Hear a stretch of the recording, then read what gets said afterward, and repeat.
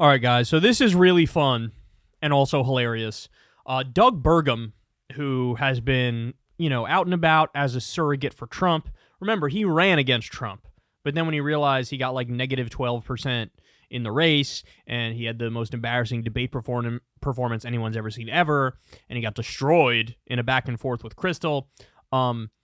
He was like, okay, I just got to hop on the bandwagon, become a massive Trump simp. And I guess that's my ticket to more relevance. So anyway, he's been going around, as a representative for Trump and Trump's campaign, as Tim Scott has been doing and many others have been doing. But I love this because Caitlin Collins of CNN, who, by the way, I'm not trying to be an asshole here, but she's not very talented. Okay, she's just not. Even she is gonna humiliate this wax mannequin of a man, Doug Burgum. Listen to this back and forth, and then I have an amazing fact to let you know after we hear this. Here we go. I want to ask you about something that you've been saying repeatedly about President Biden. Take a listen to this. Talk about being a dictatorship. This is what's happening under Biden. Under Joe Biden, we're actually living under a dictatorship today. If you want to find out what it's like to live in a dictatorship, we're living in one now. Well, we know what it's like under dictatorship, and that dictatorship right now is Joe Biden. I understand you don't like President Biden's policies on immigration or student loans, but respectfully, I mean, you're calling the democratically elected president a dictator? Well, we've got three branches of government, and this president, more like any other, has bypassed Congress because as a governor of a natural resources state and a big ag state, we're facing over 30 rules and mandates. Each one of those could be 800 pages to 1,400 pages long. None of them have come from Congress, and all of them could literally kill the industries that we have in our state, including baseload electricity, which we need to be competitive in the arms race around AI with China, who's building baseload electricity plants like 2 a month. So that's happening without Congress. And then, of course, on the student loan thing, when the Supreme Court ruled against him, then he just said, hey, we'll figure a different way to do it. So I just think that there's, again, a double standard here. He is bypassing the other two branches of government to push an ideological view, whether it's on economics or whether it's on climate extremism. He's doing that without using the other branches. And I think you don't like his executive orders and you don't like his policies. I understand that. I don't think anyone expects the Republican governor to agree with President Biden on that. But it's not a dictatorship.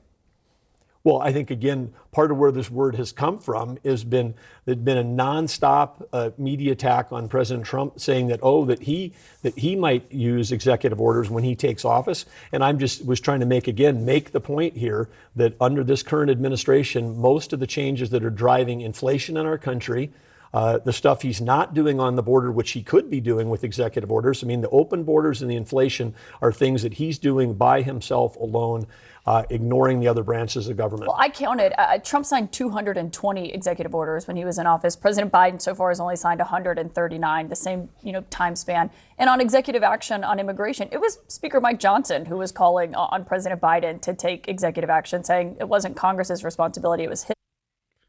Oh my God, that was glorious. I know what Trump sees in this guy. Some people say he looks like George Washington. Trump likes that. Trump likes the fact that he's like totally boring and buttoned down and serious man, who, by the way, the billionaires love him, the corporations love him. He's beloved by the establishment. Trump is actually jealous of that fact, right?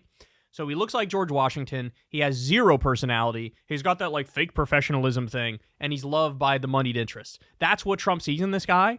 But nobody has been a worse communicator in human history. And nobody has made worse arguments in human history. So he says, we live in a dictatorship. It's Joe Biden. Joe Biden's a dictator. Joe Biden's a dictator. Joe Biden's a dictator. He said it a number of different times, right? And basically, Caitlin Collins is like, okay, how so? What's your argument as to why Joe Biden is a dictator? His reaction is, look at all these executive orders, and look when he ignored the Supreme Court on student loans. Okay. As Caitlin points out, Donald Trump did more executive orders than Biden did. So by your own logic, is now Trump a massive dictator? No, of course you don't think Trump's a dictator. But like the core of the argument you use to say that Joe Biden is a dictator, Trump is actually worse on that issue. If you have such a big problem with executive orders. Then the student loans thing, I love this. Guys, we've showed you the polls on these issues. That move was really, really popular. It was a very, very popular issue. So you could argue what Joe Biden was doing by standing up to a rogue authoritarian Supreme Court that makes decisions based off whims and their own politics, that Joe Biden, by trying to circumvent the authoritarian court, he was the one that was abiding by the democratic will of the people because the poll showed this is something that people wanted and would have helped massively. His biggest issue with Biden is like, you tried to make it so that students aren't miserably poor and bankrupt. How dare you? It's like, that's one of the few things he did that deserves credit. And by the way, he makes it seem like, Biden succeeded in going around the Supreme Court, and it's a lot more complicated than that. And in many ways, a lot of the people who were the recipients of the student loan debt reduction, they're not totally happy and satisfied, right? A lot of us wanted him to go a hell of a lot further, and he didn't, okay? But I love the executive order thing. Then, by the way, he goes on, I'm sure you heard it at the end. So he's talking executive order bad, executive order bad, executive order bad. That's what he was saying. It makes you like a dictator. And then when he brings up immigration, he's like, he should have used executive order for immigration. Okay. He did. And you still didn't give him credit. When he did a dumbass, hardline, right-wing immigration thing by executive order, and it basically massively reduced the potential for asylum seekers, he did it, and you idiots still never came out and said, you know what, hey, credit on that one. Because you don't have it in you. It doesn't matter how much he copies you. It doesn't matter how many of your policies he tries to implement. And by the way, he does it all the fucking time. The border bill he tried to get through Congress was the most conservative within decades and decades of modern American history. He tries to give you the things that you say you want, and then you guys yell at him and slam him and call him a fucking socialist open borders guy. He's not even close to a socialist or open borders guy. Not remotely. You've created this boogeyman and you attack him. So, the weakest arguments of all time. By the way, I love how there was no, like she says, well, Trump did more executive orders than Biden did. So is he a bigger dictator? And his go back and watch the debate that he had with Crystal and Sagar. Watch how she had him basically collapsing into a pile of dust in the studio. This guy is incapable of reasoned debate, logical, rational conversation. He's just a fucking talking point machine. You pull the string on his back and he says something that Ronald Reagan said in 1984. Like, that's how this guy works.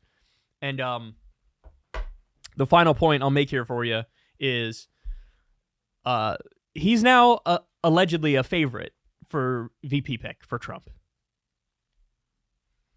He skyrocketed up the list. Why? For the same reason that Tim Scott skyrocketed up the list. The same reason.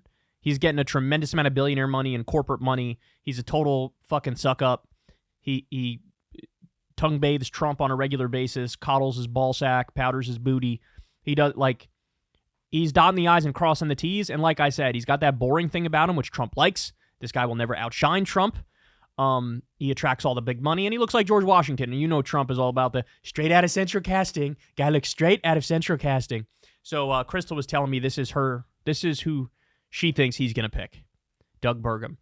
I still have to say, I still have Elise Stefanik number 1, and 1A and 1B is Elise Stefanik and Tim Scott.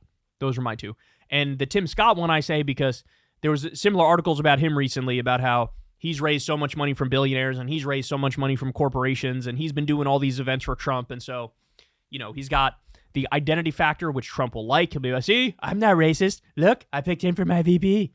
So you got that angle of it, and you got that the establishment loves him, and you got the fact that he's mild-mannered and could help with moderates. Burgum doesn't help in any way, shape, or form, but Trump may have got a little bit of a man crush on him. Remember when Trump won a primary and Burgum was there, and Burgum, of course, at the time was supporting him, and Trump was like, this guy's a great guy. You know what he doesn't understand? You know what he doesn't understand? Sometimes you need a little controversy, Doug.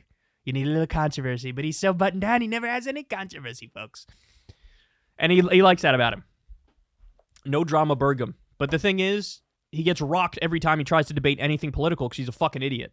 But there you have it. Hey, y'all, do me a favor and like and subscribe. It helps out big time in the algorithm. Click the bell as well for notifications when videos drop. And watch that video on screen right now. You know you want to.